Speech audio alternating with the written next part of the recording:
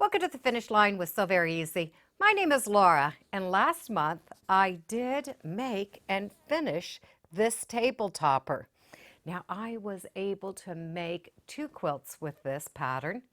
It did come with the table topper and this long, fun table runner.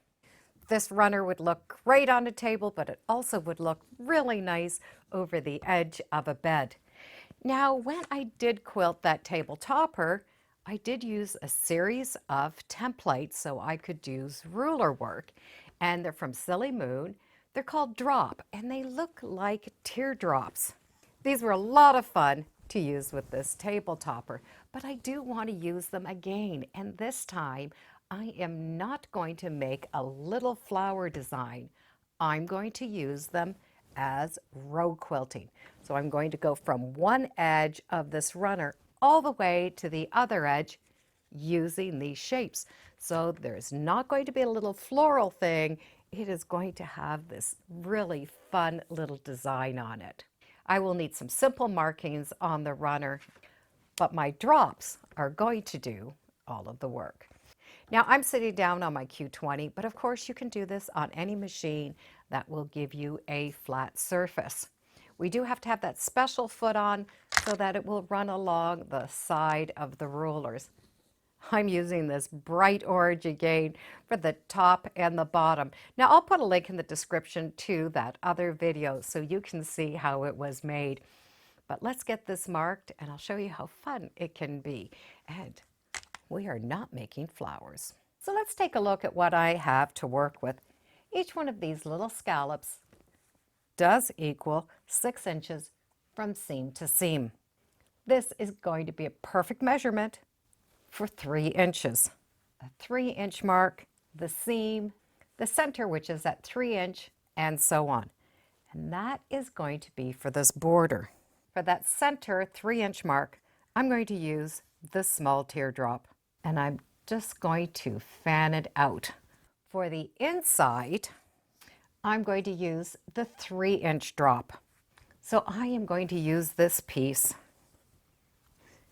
And I'm going to go up, travel down, move that ruler until I hit the center mark, and come back up.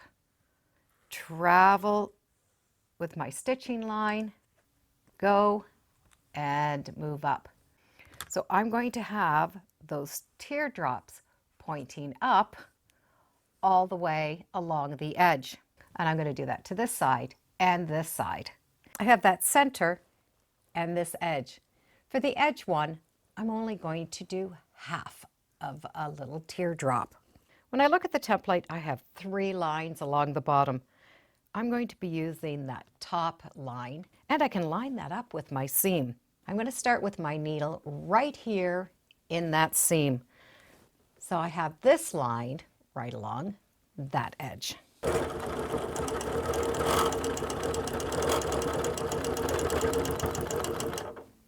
Now I can take this ruler off if I want, or travel down to that mark. For myself, I don't mind taking that out, and then I can use this edge as a guide, coming to that mark. So to stitch in that ditch, I'm going to use this little dude, and he has a little 1/4 inch mark. I can have that ruler go against the foot, have that 1/4 inch go right there at the seam. Now stitch to the center mark.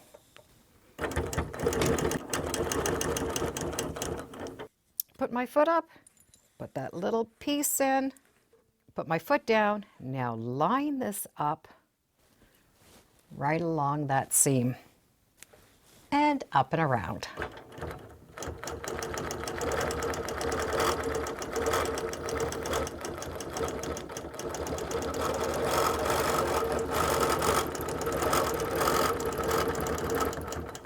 Put that foot up, stitch to here, and do another one. Using this ruler along the edge and my little dude. And he has lots of marks, but I'm going to be using the 1/4 inch to match the 1/4 inch foot. So you can see how this shape is really going to give a fun look to this quilt. Now there is another way that we can quilt this. We can quilt just this border on its own, or we can quilt this border and pull in this one at the same time. And we will do that in that half mark, not on these seams.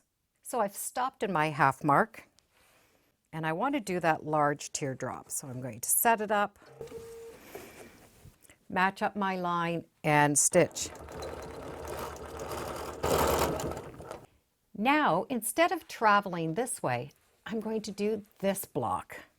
And I'm using the 1-inch drop. Same thing, I'm just going to slide this in, put my foot down, slide that ruler over so that it's lined up, and do my first little curve.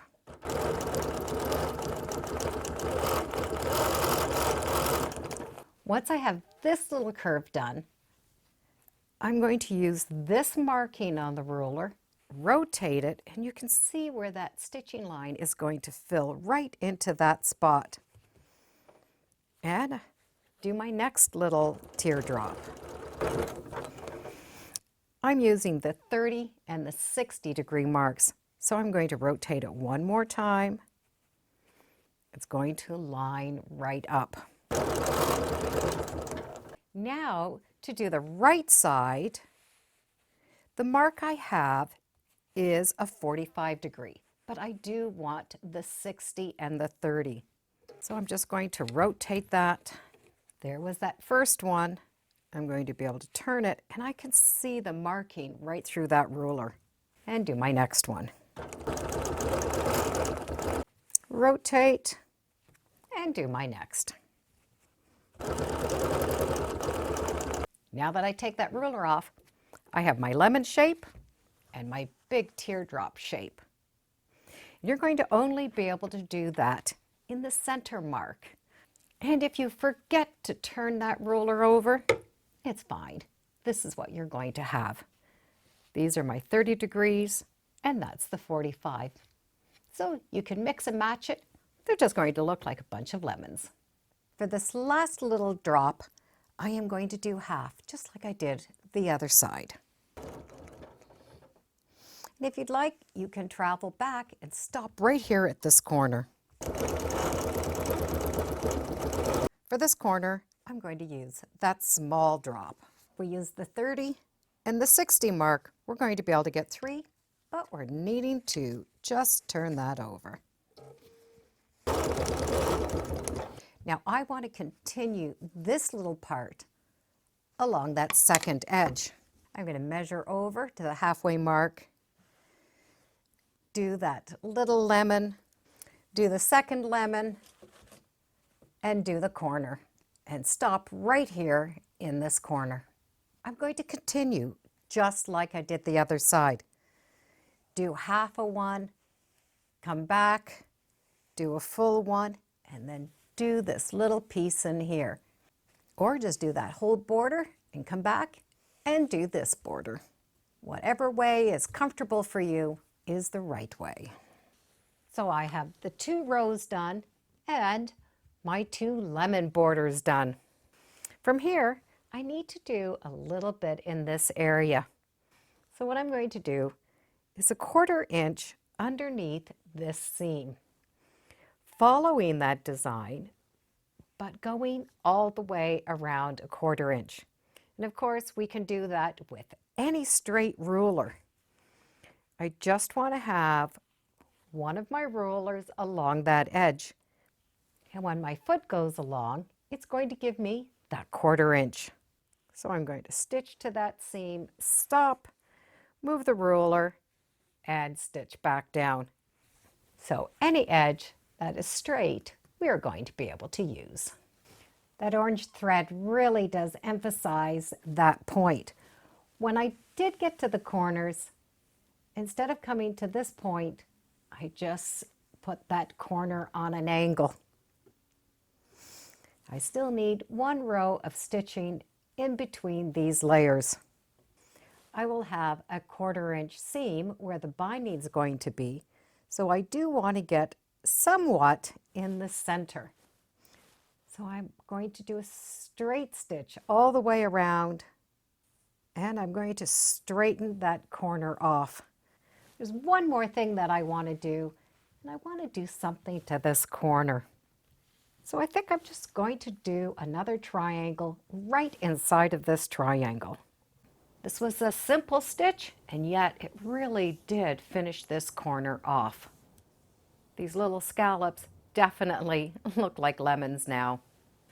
So here's the front and the back. This really did turn out fun, whimsical. I love the little lemons around the side, and all I need to do is put that binding on. Thank you for joining me today on Sew Very Easy. Feel free to subscribe. I'm on Facebook, Instagram, and I do have a newsletter. It's all free under Sew Very Easy. And be sure to make every day a Sewtacular day. Bye for now.